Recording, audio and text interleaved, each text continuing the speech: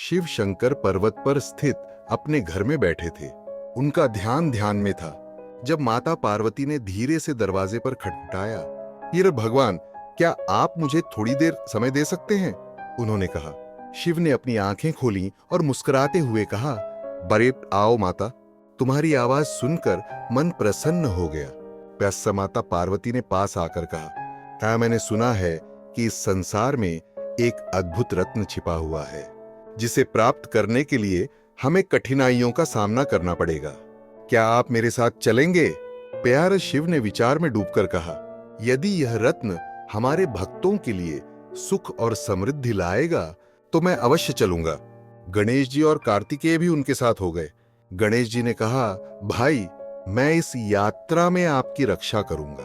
पात्र कार्तिकेय ने उत्साह से कहा, "शेर, मैं मार्गदर्शन करूंगा क्योंकि मैं यात्रा का विशेषज्ञ हूं।" प्याक्यर नंदी महाराज और मुसक राज भी उनके पीछे थे, तैयार थे हर चुनौती का सामना करने के लिए। जैसे ही वे यात्रा पर निकले, गरुण देव ने उन्हें आसमान से देखा। "देहे शिव, मैं आपकी सहायता करूंगा," प्याक्यर गरुण ने कहा और उड़ते हुए उनके पास आया। शिव ने गरुण को धन्यवाद दिया और कहा, "खैर, हमारे मार्ग में जो भी बाधाएं आए, हम सब मिलकर उन्हें पार करेंगे।" व्यासा यात्रा के दौरान उन्होंने कई कठिनाइयों का सामना किया। एक बार उन्हें एक विशाल पहाड़ पार करना था जो अत्यंत कठिन था, लेकिन कार्तिकेय ने अपनी चतुराई से रास्ता खोज लिया। गणेश जी ने अपनी बुद्धिमत्ता से एक जाल बिछाया। उन्होंने उस अद्भुत रत्न को खोज निकाला जो एक दिव्य प्रकाश में चमक रहा था। शिव ने कहा, "यह रत्न केवल हमारी एकता और साहस का प्रतीक है।"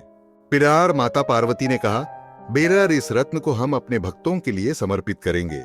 इस प्रकार शिव, पार्वती, गणेश, कार्तिकेय, नंदी और मुस्कराज ने मिलकर न केवल रत्न पाया बल्कि एकता और साहस का एक नया अध्याय भी लिखा। वे वापस अपने पर्वत पर लौट आए और उस रत्न की चमक ने उनके घर को और भी दिव्य बना दिया।